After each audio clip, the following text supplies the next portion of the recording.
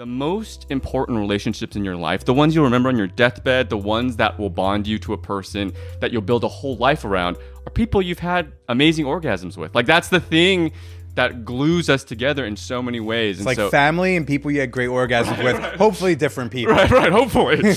Ideally, yes. But first, a word from our sponsors. You know you've made it in entertainment or are on your way out when you're helping dicks get and stay hard. Give your cock a natural performance boost with our sponsor, Joy Mode. No prescriptions, no drugs. It's just like a pre-workout, but for sex. Get 20% off your first order at usejoymode.com/manwhore. Again, that's usejoymode, USEJOYMODNE, and use promo code manwhore at checkout. It's the vibrator that has no equal. And now, Motor Bunny offers their thrusting sex machine, the Motor Bunny Buck. Enjoy a fan whore discount at manwhorepod.com/motorbunny or use promo code manwhore at checkout. Now let's get to the show. Welcome to the Man Whore Podcast.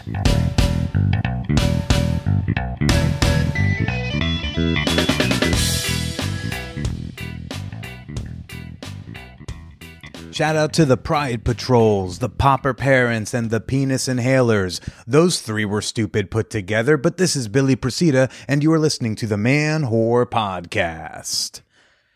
Hey, happy Pride, everyone. Hope you've been squeezing in some gay this week. Just really start cramming it in while it's still legal to do so in your local jurisdiction. This week's episode, I have got on filmmaker Alex Liu. He has a new documentary out called A Sexplanation, which at this present moment in time has a 100% rating on Rotten Tomatoes, and that is no small feat. The brief description is, to right the wrongs of his all-American sex education, 36-year-old health reporter Alex Liu goes on a quest to uncover naked truths and hard facts. See what he did there? No matter how awkward it gets. Hey, we love a good quest over here at the Man Whore Podcast, over at this sex-positive quest for love. So I'm looking forward to sharing my conversation with Alex in just a little bit.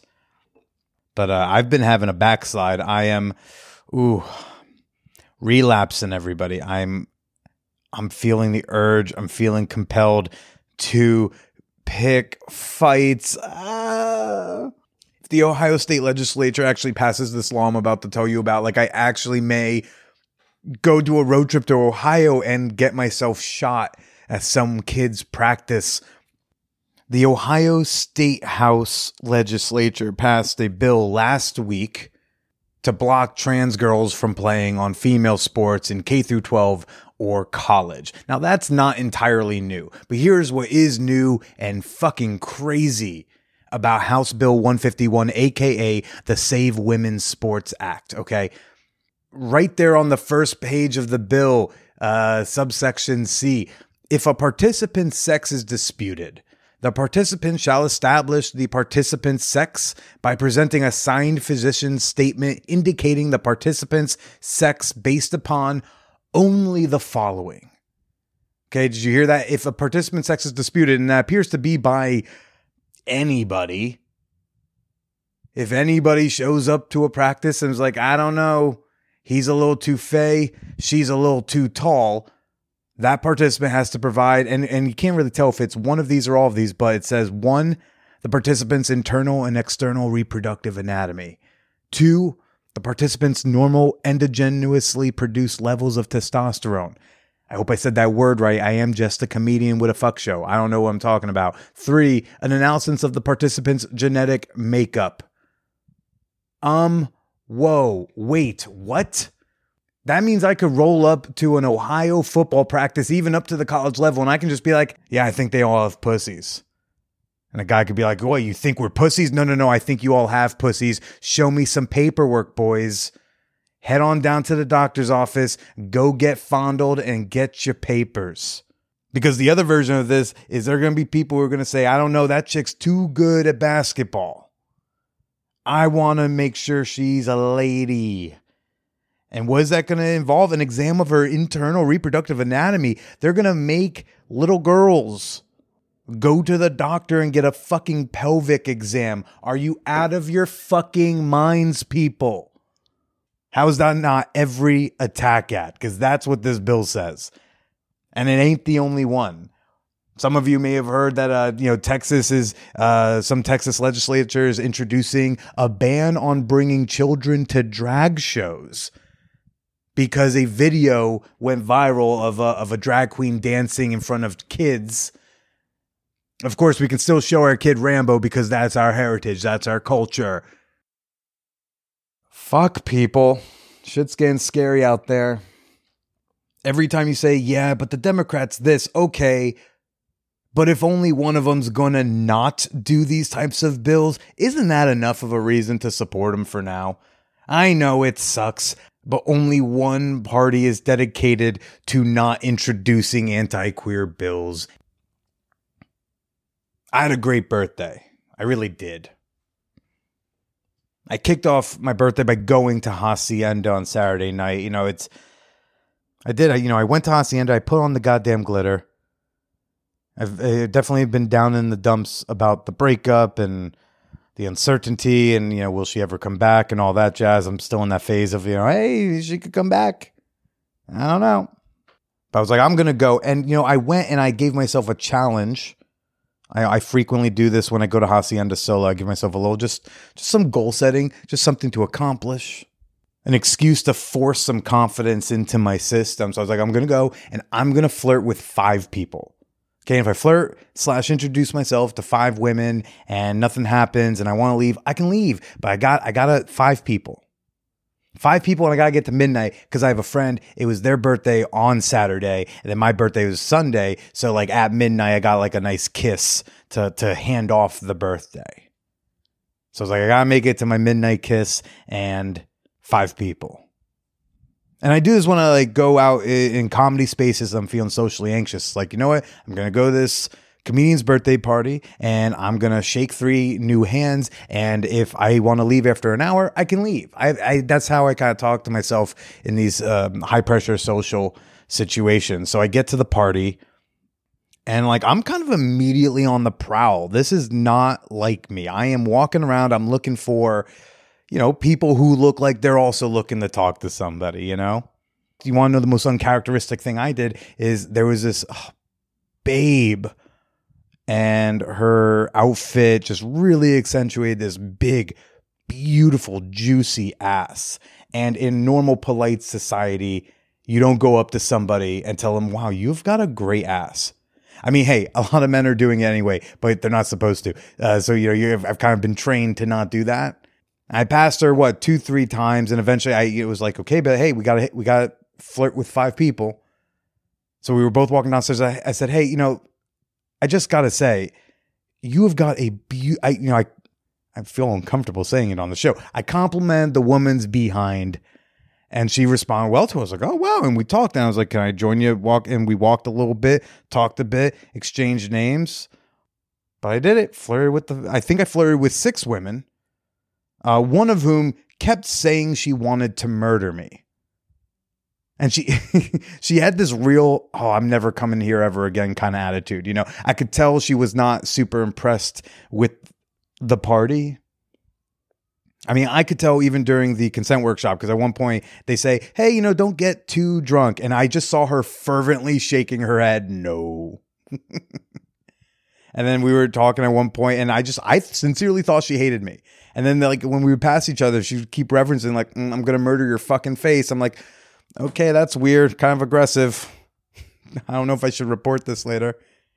Honestly, I had no idea she was interested in me until she grabbed my cock. And I'm like, oh, okay, she's flirting like a 5th grader. Okay, I'm picking up on that.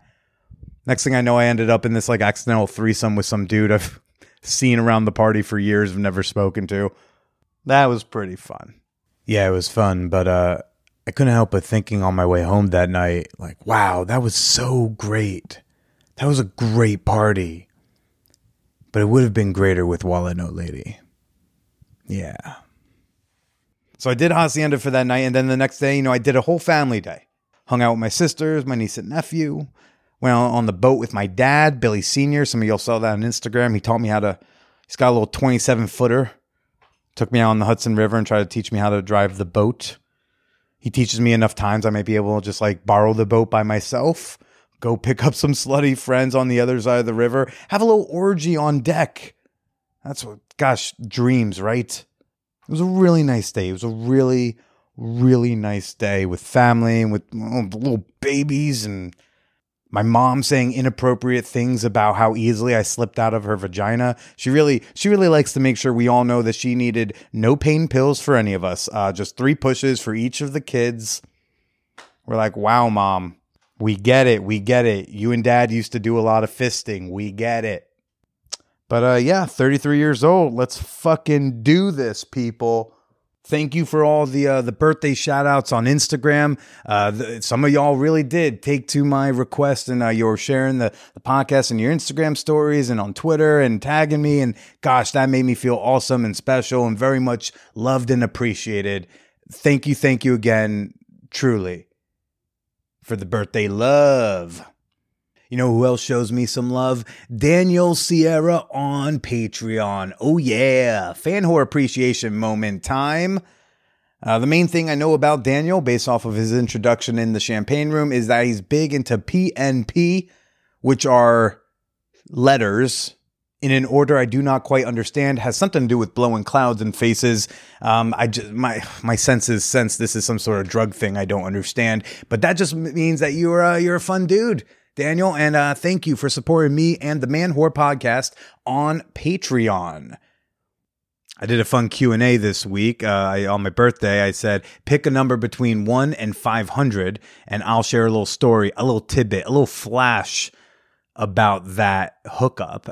But that's just one little insight into the things you get for supporting an independent content creator like myself on Patreon. And truly, it's the best place you can support me and my work, what I'm doing here.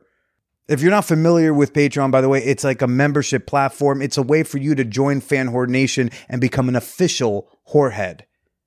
And you can join the club for as little as $2 a month and gain access to a whole slew of behind-the-scenes content, bonus episodes, and private fan whore communities.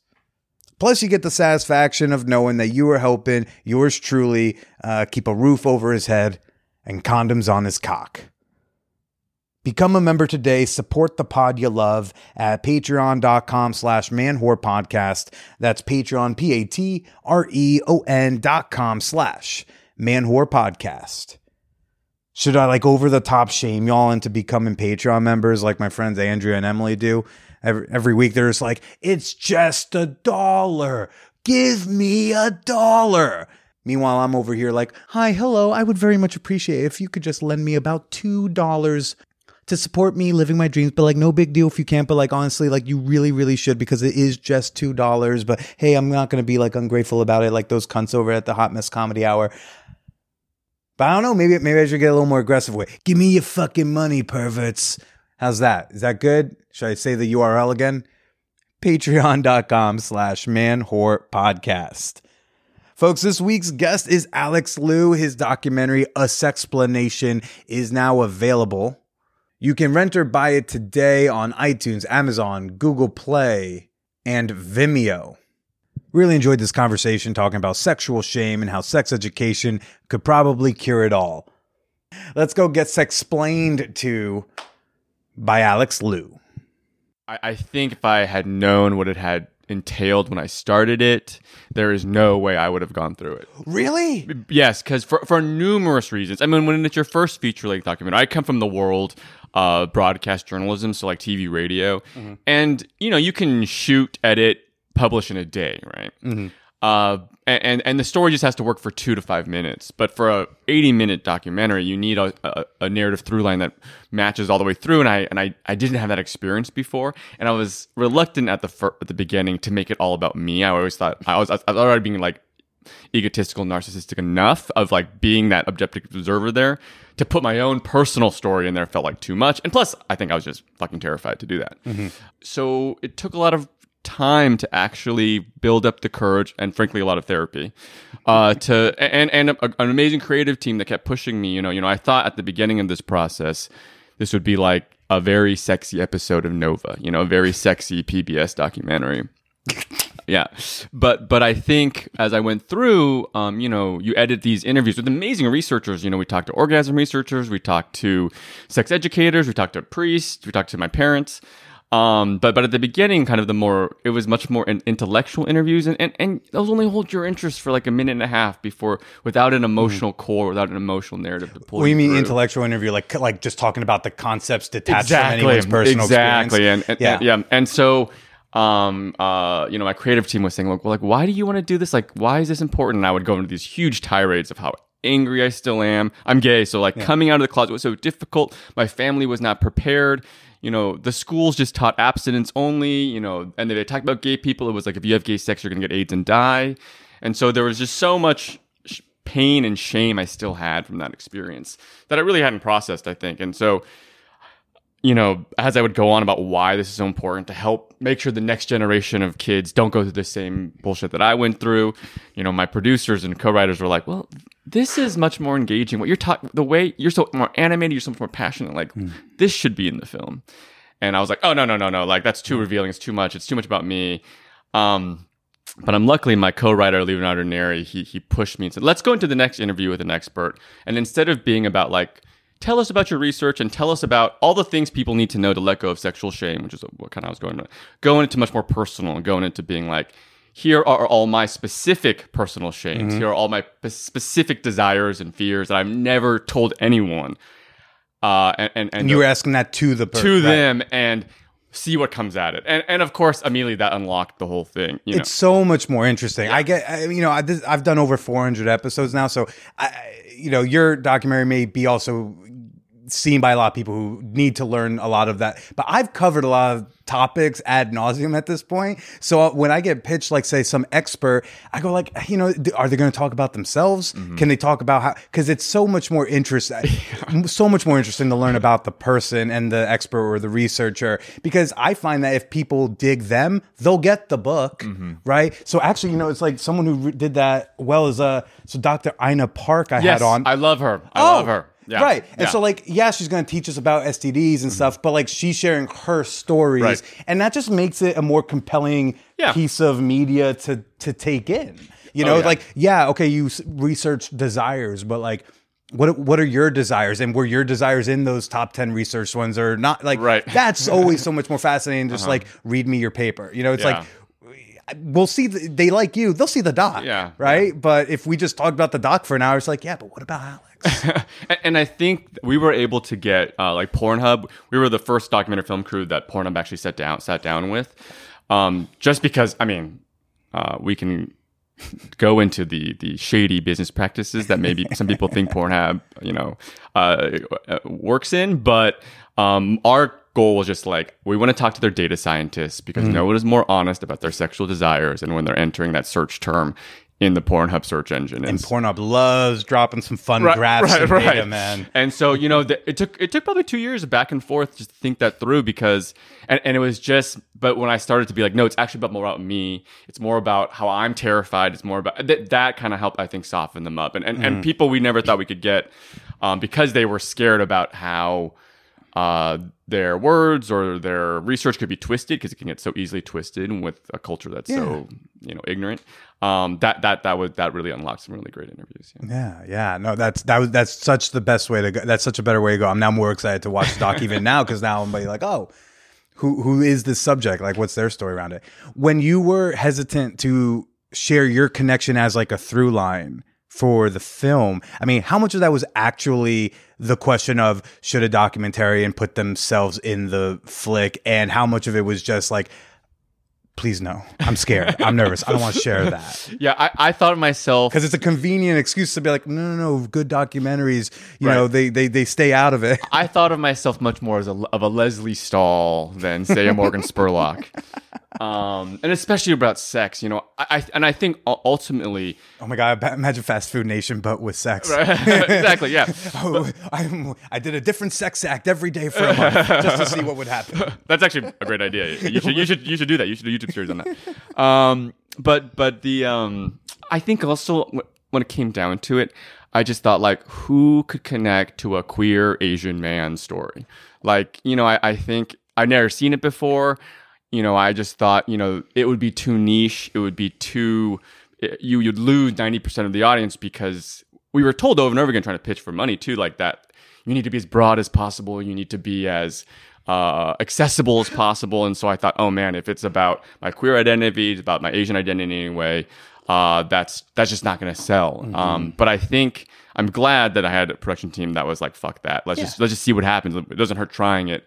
And we really just, we were able to have so much, the conversations are just so much more engaging because we're actually having a conversation about something rather than ideas. You know? Sure, yeah, and then with the Asian identity, you know, like we see such like sexlessness, right, from Asian characters, and then we got Crazy Rich Asians, and people are like, oh, I think I want to fuck that guy, right? I feel a lot of people. So is his name Daniel Kim? So Daniel Day Kim, he's on Daniel Lost. Day Yeah, Kim. yeah, he's Right. great, but he wasn't in Crazy Rich Asians. It was Henry Golding is the main character. Well, that was the main. Okay, yeah, but like Yeah. I feel people saw him and were just like, fuck that guy. And then also David from. I think they're all of a sudden they're seeing like these like Jack dudes. Like, what's going on here? Why am I? Because there weren't examples. There was no hot Asian guy for Right. or I don't even know how many hot Asian women. There was Lucy Liu. How many were there in our youth? Yeah. We're definitely. I mean, in the last 2-3 years, it's blown up so much. Yeah. But when I first started this film in 2014, when I had the first ideas, you know, there wasn't really anything people could hang on to yet. Yeah. And in 2022, I look at, identity markers for you, just like, and sometimes I write like just words to always like jog things while I go. And so it was like gay, Asian. I was like, that's not sexless to me. In 2022, I saw science nerd. I'm like, does he fuck? Science guy?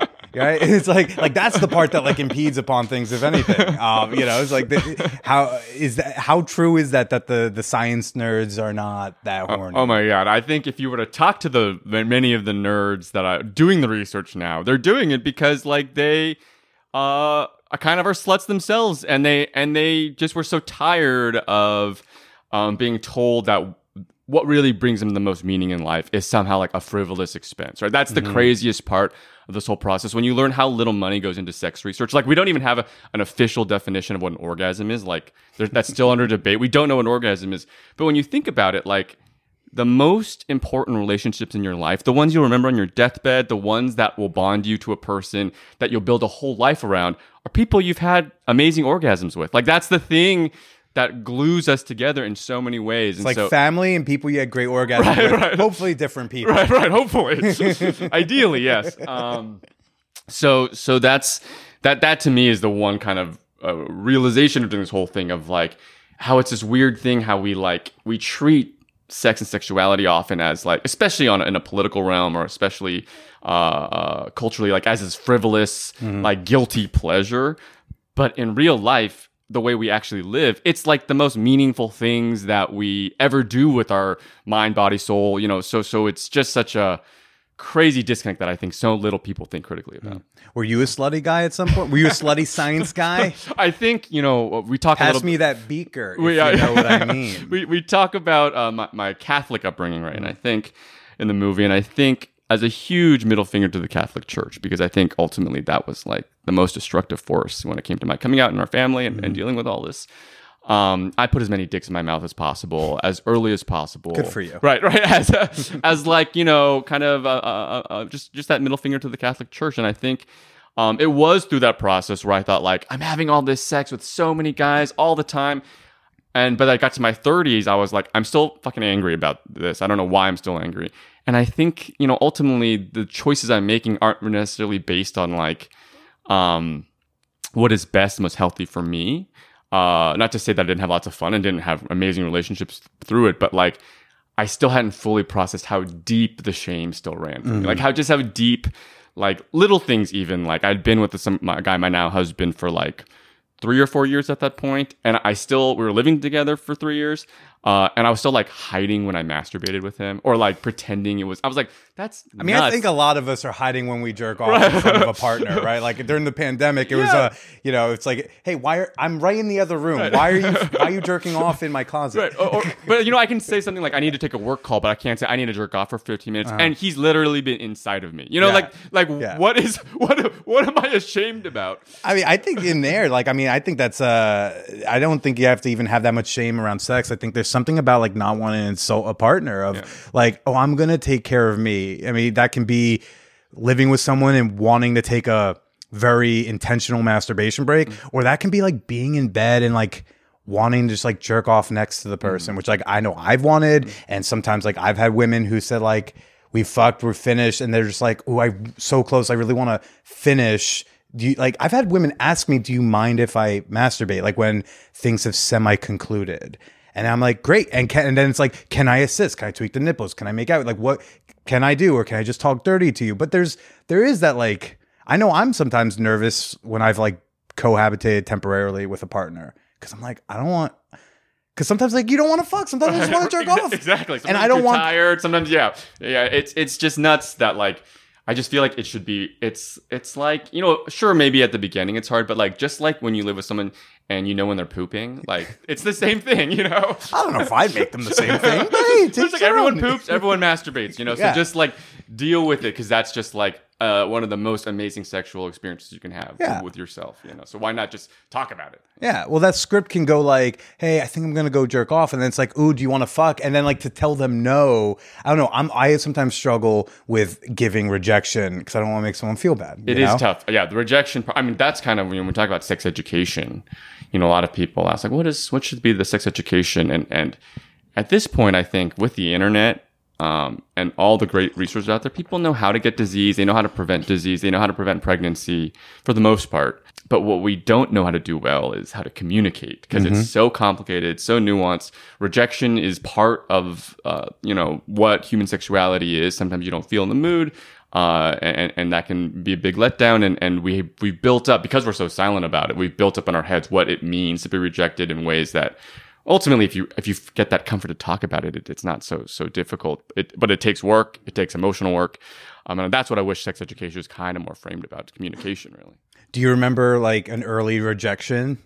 I remember a lot of early rejections. Do you remember like one of your first rejections? Because I remember mine. Athena Grammis, 4th grade. Did not like my love poem. I think my early rejections, I coded it as like, they don't want my friend. But it was boys, and I didn't code it as like I wanted to kiss with them, or sleep with them, or whatever it was, and or just just be close to them in any way. Sure. And so I think that is something I still struggle with, and it's interesting throughout this whole process.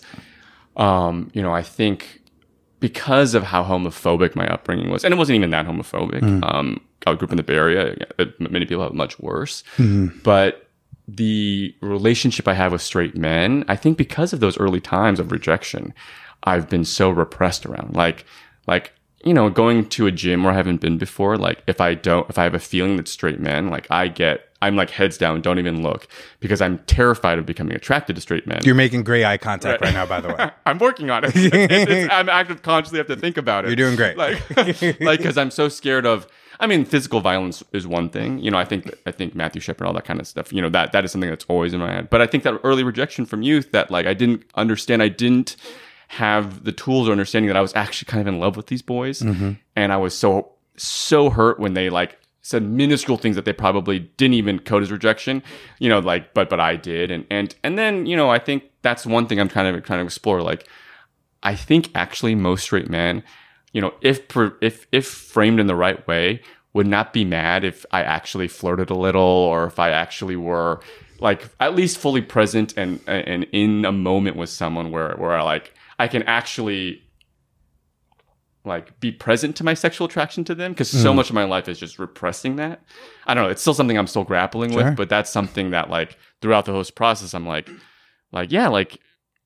you can try to repress your sexual attraction to people in one arena, but it just fucks you up in all the other arenas. So like how do you actually process that in a healthy way where it's expressed, but it feels like more like fun rather than fear. I think there's a male struggle in general with intimacy, even if it's platonic, and not knowing where the line between platonic, romantic, when it comes to that, like male intimacy. I remember one time I was at the comic strip, and this comedian Nick, we were all just like hanging around like a high top table in the front, waiting like for the late show to start, and like I forget what we were talking about, but like we were like vaguely about a foot, our faces were like about a foot or so apart, and there was a brief moment of pause. He was like, this is really weird, I feel like you want to kiss me. And I'm like, I was like, I mean, like I don't, but like I felt like there was this intimacy of being in close proximity talking to a good friend about whatever we were talking about that felt, I say icky for the lack of the correct word, as in different. It felt unusual. It felt like I didn't know what that was. Because I also haven't had male friends, right? So I was like, I never got to like do that male bonding thing. And I think that's like an intimidating thing for guys. I think guys don't want to be close and open up to their male friends. They'll call their female friends when something tough is happening, right? Yeah, I think I totally relate. Like it's so much, I think you learn from people, I don't think realize how early it starts. The idea of like boys don't cry or boys are like this, or boy friendships are a certain way, right. Like I remember, like in kindergarten, like I needed chapstick, and this boy was like, I have chapstick, and I was like, oh, thank you, and but then the kindergarten teacher was like, no, that would be like if you kissed him. Oh, that's I was like, okay, I share chapstick with boys, I'll share chapstick with girls. I don't know what you want. It's little things like that kids pick up so early about how they are supposed to be as whatever gender that they are, and I think if you really stop to think about it and talk with someone about it, things will rise up that happened in so young, like even to the idea of like, I think like back to masturbation, I think a lot of young parents are surprised how early, like right from birth, babies will soon quickly realize that touching their genitals feels good, and how many of them very quickly parents freak out and swat their hand away. Yeah. And it's a very quick reaction where the baby starts to learn like, this is no, this is bad. And so many neuroses, I think, stem from that when it comes to sex. Absolutely. Have you ever felt, in your earlier days, did you ever feel confused about the difference between when you were like interested and wanted to be flirty versus when you wanted like a intimate male friendship? Did that ever feel confusing? Yes, and I think I still am confused about that, to be honest. And it might be something I'm always confused about. Yeah. But I found the only way to deal with it is to talk about it and hear kind of other people's. Because I think often in your silence, you build up the worst case scenario of what it means for who you are, what it means for that other person, how uncomfortable you're making them. And I think, it is work to talk about it. But I think, yeah, when I was young, I would have these very intense relationships with boys that I think clearly was like a crush. Yeah. And would probably get too intense for them. Or they would just do something innocuous like, like not share a French fry or something very simple. And I would blow it up to something that was crazy. And that's a pattern I've learned that I realized that like, and really through this process, I never would have kind of really stopped to think about how these little things in my life have really led to a lot of shame and repression sexually. What's like one of the bigger revelations you had in the process of making the doc? To be honest, about yourself, not about like the state of sex ed in this country. To be honest, I think at the beginning, like I said, I was so angry at kind of my sex education and my shame that I didn't quite realize I was turning into the thing that I most did not want to be, just kind of on the opposite side of the spectrum, right? I think, in my late 20s, I was kind of like this big queer activist. And I think if a gay man were to come to me and say something very simple, like, I actually don't like anal sex, I would have gone into a huge tirade to be like, that's because you're repressed. That's because, like you've internalized the homophobia of the culture. And I would have been shaming them just kind of on the opposite side, right? That like, I think I needed people to be as slutty as possible to make myself feel okay. But I think through that process, I've realized like, no, I actually think I've called myself sex positive, and I think it's great to be sex positive.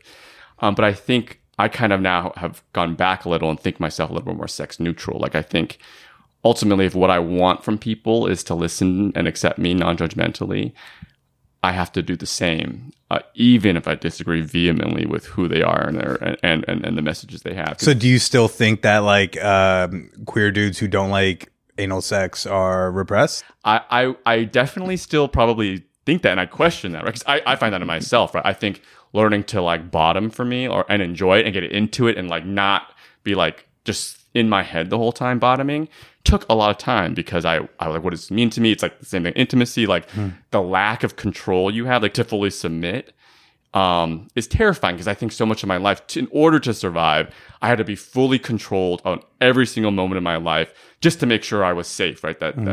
So unlearning that has been so difficult. It hasn't been until now I'm in my late 30s that I'm actually fully able to kind of like enjoy those experiences, like really enjoy and really trust someone and all that stuff. So of course, I think that's something I think a lot of gay men, especially at my age, many of them deal with. But even if that is the truth, my approach to that is now much more along the lines of like, that's fine. That's totally fine if that's where you are. And if you're but there's happy, a part of you that still thinks like that's where you are because you're not there yet. Of course. You're still in that spot. It's so difficult. As you can attest to, I love to talk. And so it's been a real work to be like, if ultimately the only way that person will actually start to question these things, that person will start to think about, is there a better way to really let go themselves, is if people provide them a space to just be who they are and not judge them. Because I think it's so easy to quick little things you say that you don't think about can feel judgmental very quickly. So if you're that person who's just listening, such as like, I guess that's where you are in your journey. Yeah, exactly. It's like it comes out so quickly. But being that person who's like, oh, that's interesting, and just really being just pure listening, that's the only way I've been able to, and I think it was because of the documentary, you're forced to do that, that you realize like, oh, that is the way that people need that little help being a little more brave. And they only can do that if they feel safe with the person. And so the cheerleading I used to do in my 20s is something that I'm working on pulling back. Yeah. You mentioned like a sort of like tight acidness to feel safe, right? Quite literally. Right.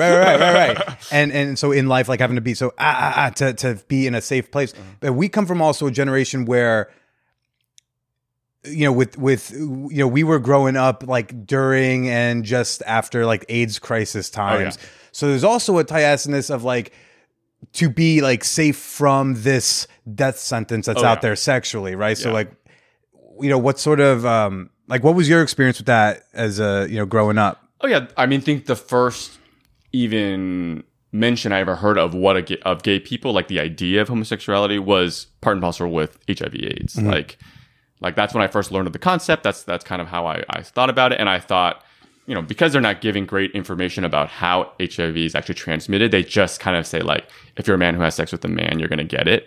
I just thought like, even kissing a man for the first time, my immediate thought, even though at that time I kind of knew more, it was like, I'm getting AIDS. This is be it. This wasn't worth it. You know, like this was the one. This exactly. And every experience is like that. And you can't fully let go at all because I mean, I don't know if I would have ever been there without PrEP, you know, without Truvada, because it's just kind of this, especially when you're young and that's imprinted in you, it's so difficult to let go of that imprinting. It's such a specific generational thing. I don't think 20-year-olds are freaked out about HIV. Not at all. At all. Not at all. Right. Yeah. And even among like you know, I don't think it was limited to the gay boys. I think like all of us were just worried like you have unprotected sex, possible death sentence. It wasn't until sophomore year of college where I looked up. Did you know that the transmission rate from penis from vagina to penis for HIV was like 5% or like 2%? Like tiny. It was exactly. like what? They don't teach you that. They don't teach you that. They're scared that if you learn that, you'll just go out. You'll just go fuck. But I don't think that's the truth. Yeah. People deserve the truth. Yeah. It was wild to me. I mean, my only sex ed I ever had was I went to a weird boarding school. So once a year we had Pam Birchie held a dorm meeting for the boys, and they taught us the statutory rape laws of Connecticut. Jesus. That's all we learned. That's all I learned. Yeah. I got freshman year. I learned about all these diseases things, and I sent an angry email, be like, "How dare y'all not teach me this stuff?" Right. Yeah. I think what we get is really like rape, pregnancy, disease prevention, because that feels safe, politically. But the questions that we all really care about are like, how do we make this work for us in a way that's like pleasurable and meaningful for both partners? I think a lot of, everyone just wants it to go well and make it feel good because it's so difficult to get there. It takes so much communication, which we're not good at. I think the way we think about sex education, framing it much more about how do we maximize pleasure, and pleasure can often feel like frivolous, but it's really one of the most meaningful things in our lives. How do we maximize pleasure while also minimizing risk? Yeah, absolutely. And then you said you felt most comfortable when you got, when Truvada came out and PrEP came out. But there was also that talk, that concern. I remember when I first learned about it, like I think I heard it on Savage Lovecast, like when that started becoming like an approved thing. I was like, but then aren't like people just gonna like not use condoms and get all the other diseases too? Yeah, that's exactly what happened. Yeah. And is that what happened? Because I never really did a follow-up look. Yeah. So in the 2010s, it's this amazing curve where HIV basically plummets to near zero, and then all the rest go up like 10 times every year. Yeah. So yes, I think, but I think it's just about understanding the risk, right? So if it's someone you first met, I really wish gay people, especially gay men, were in charge of the coronavirus response, because we understand how to protect ourselves from disease while still living full, lovely lives, And it is just like, I think, especially if you're in a major city where public health officials are all about pleasure and non-shame. The response it is just being destigmatizing testing, right? So test as often as possible, as early as possible. Disclose last time you got tested, and then in that disclosure, you can make the decision in that moment, like, okay, last time I was tested six months ago. Maybe we should use a condom, or maybe we shouldn't go full anal, or maybe we shouldn't, and have that conversation. But if I was tested a month ago, I've had no partner since then. Let's go. It's you can make that decision. And so I think that hopefully is becoming the conversation, because of course we want to protect ourselves. No one wants to get an STD, even if it's curable. But all it takes is free, easy access to good healthcare and communication about your practices. Yeah. When you first got on PrEP, and I assume that was in your 20s? Yes. Yeah. Did you make some condom list decisions? Oh yeah, of course. Did you also go like, great, I don't ditch these, throw them away? Yeah, I think the one thing that I think is crazy to me is like, let's all be honest, like bareback, unprotected sex is one of the best feelings in the world. We are driven for and to pretend like you can just say no, or that like in a moment of passion, you're going to be like, what would make this better? A condom, I think it's just ridiculous to think that, that should be how we base any public choices, because it's always going to win. It's like vegetarianism. Like, you're never going to make that a public health choice, even though we all know it's better for the world and our bodies, because meat tastes fucking delicious, and so you have to design a policy based on who we are actually as a species. And so, and that's why I'm saying like with the idea of condoms, like, yes, they're a great option to have. But just like we have Plan B, just like we have other options, like, you should never design your public health policy around the fact that people should just wear condoms, because on people being perfect, right, on people not being people, it's just not gonna work. So let's design that public health policy based on who we are, which is condomless sex is the best. So let's make sure we have tons of testing, tons of resources available. And isn't that just the way we want to live a life? Don't you want to live in a society where condomless, bareback fucking is like easy and safe? Like, isn't that just a better way to live? I mean, I thought like we could have gone closer with this whole thing. Oh, we're all staying home for an indefinite period of time. If we literally all get tested right now and treated, if we have some, exactly. Oh my gosh, we could eliminate all of it. Right. We had a chance. We had this rare opportunity, and we didn't do it. Exactly. You said like, bareback sex is now physically feels the best. Actually, when you say it doesn't add to it to say, what this needs, a condom, but like actually in my mind, when it's not someone like I'm familiar with, if I've made like a not great decision, sometimes I like mentally, the sex will be better if I add a condom, because I'm now no longer in my head. Yes. Whatever can get you out of your head. But I think that's only because of like the installation of like fucking condom, AIDS, condom that we got for the minimal sex ed we got growing up. Yeah. Like, I think that's just so ingrained in me. And I totally get, especially if you're on the receiving end, the being penetrated. Of course, you will never be able to fully relax unless you're pretty confident you're not going to get some sort of disease or become pregnant. Yeah. So I think, that is the one, I often think like, to the men who are like, ugh, I'm like, trust me, the sex is going to be better if your partner is fully relaxing in the moment. And for you too, for you too. Yeah. That thing's going to loosen up. Right, You're going to get in easier. You're going to be able to have better sex, rougher sex, whatever you want. It's almost as if you give a shit about your partner, the overall sexual experience that I know is ultimately better. It improves. Right. I wish that would be a huge message they would teach in sex ed. Like that is something. Empathy. What an idea. Exactly. that it. I can't believe it took like a decade for me to fully comprehend that. Yeah. Like it's nuts. Yeah. Can you think of a moment in your romantic or sexual life where your lack of sex education really shone? Sure. I think bottoming anal sex, like no one tells you need so much lube, like so much lube. Like for years I was like, oh, this is pain. It's not, why is everyone so into this? Like, it's just not, it's painful. It's awful.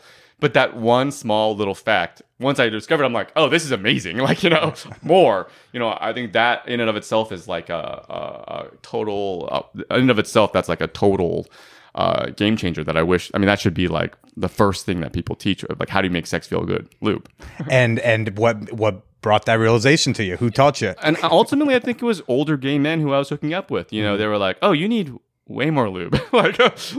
like go and buy much more lube. And I was like, oh, really? And then, yeah, if it weren't for, older kind of daddies in my youth, I think there have been no way I would have learned it. It had to come from this other source because, especially in the 90s, it was just so hard to find any sex education that dealt at all with gay sex. Yeah.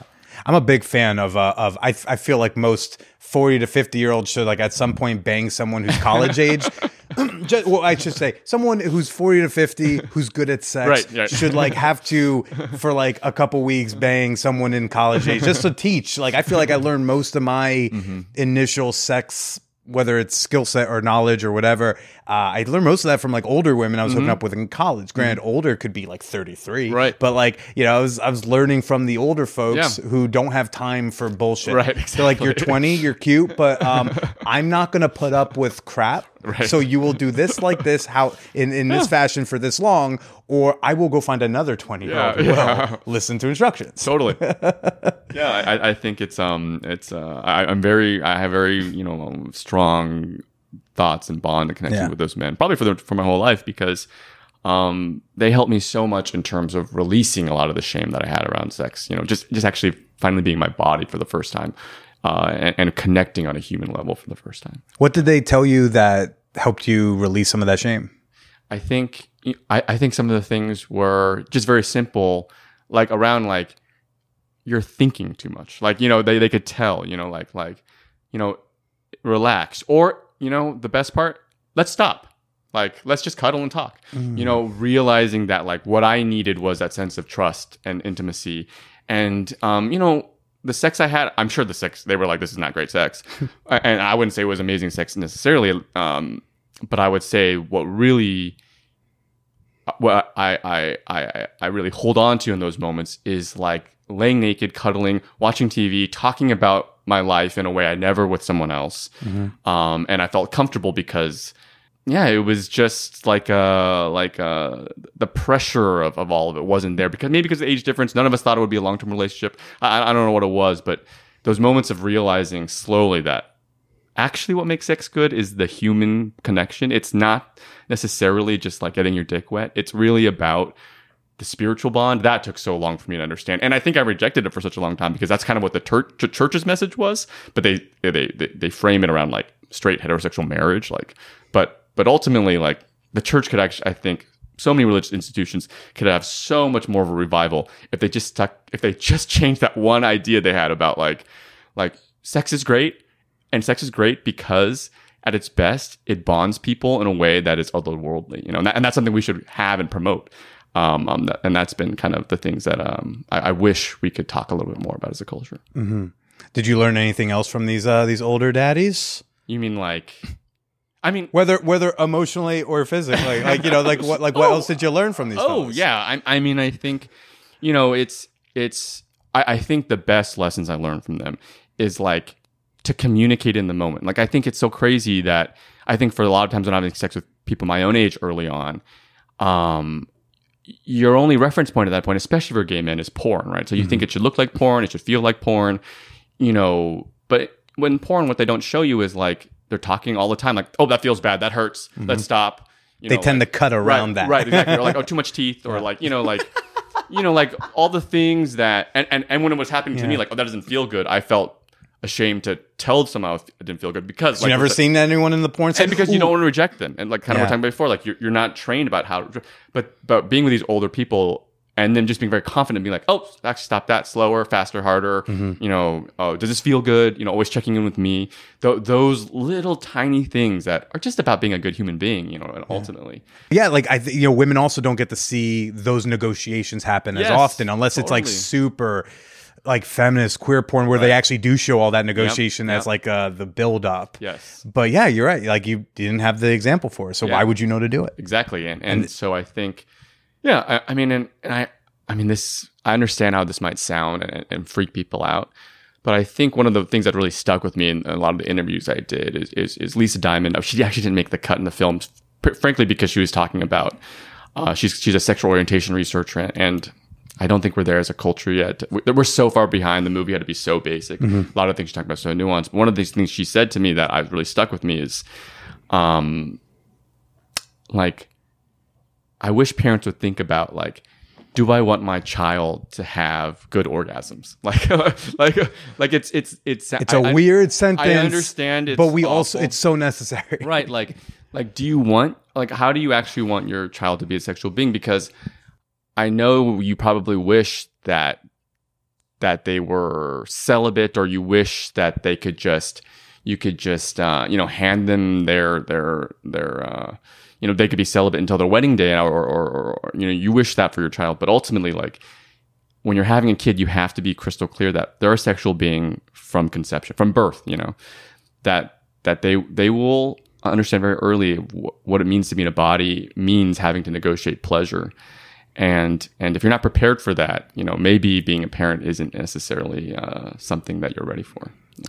If if learning about sex felt difficult, sometimes traumatizing or confusing for you, and you then have kids, wouldn't you rather your kid not have to learn their sex ed by experience? Exactly. And I think it's this weird kind of cultural script we have that, like, you should tell your kid, no, it's scary, it's this, and then at 18, go to college, have fun. Now it's okay. Yeah.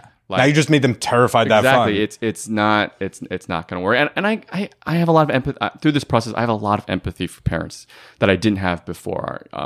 Frankly, because, like, I thought I had it bad. My parents had it way worse, and their parents had it way worse. Like, it's a cycle of shame. There's no blame, really. We're all part of this kind of crazy sexual shame, soup.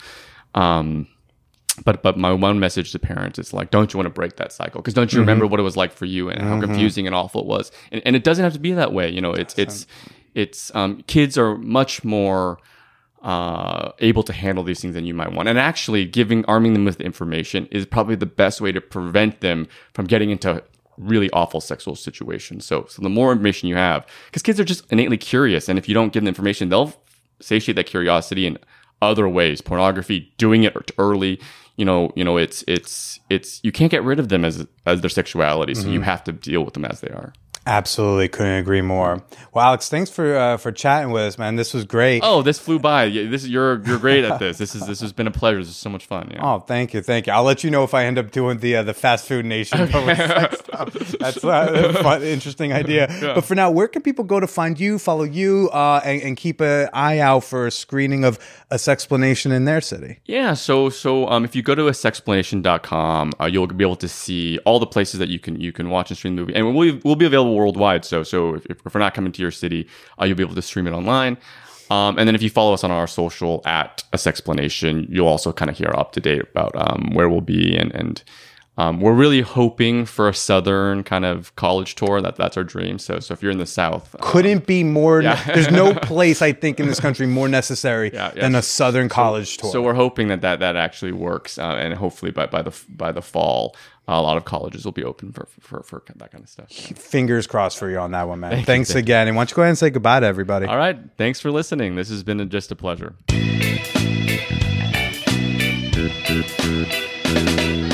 Fast Food Nation, but for sex acts, man, don't tempt me. Don't tempt me. I because I'd have to do like an Indiegogo to do that, and then like one of the tiers would have to be that you get to determine one of the 30 acts I do, and I know what you perverts are gonna make me put in my mouth if I open that Pandora's box. So I don't know, but Fast Food Nation for sex sounds fun. What do you think? Should I do it? Which things should I do? Hey, you know where you can tell me that? In the Champagne Room. Yeah, the Champagne Room. It's our super free, super fun, super sex positive Discord server. Chuck knew how to recite all that in order. I was very impressed. Introduce yourself to your fellow whoreheads today at manwhorepod.com/Discord. Tell me what sort of things I should put on the, I should plan out for my, my 30-day sex binge. Patreon members, tomorrow, all $5 and up whoreheads are going to get access to Alex's bonus episode. I clipped out a 10-minute chunk from our conversation that was just about like talking to people very much disagree with. Something I am not very good at. Gain access to that bonus episode tomorrow, as well as over 200 other bonus episodes at, you know it, patreon.com/manwhorepodcast. If you're new to my show, I hope you click follow or subscribe on the Man Whore Podcast wherever you're listening to this. And I hope you are following me on my Twitter and Instagram. I'm on Twitter at @TheBillyPresida. Instagram, Billy is Presida. Hey, tell a friend to tell a friend about the show. Make it the dirty little secret in your friend circle. Very slowly, through recommending entertainment media, convert your friends into a bunch of sluts. Take your kid to a drag show, everybody, and then, once the kid is away, where conservatives aren't going to be concerned about what they're getting influenced by, then, far away from the precious children, stay slutty.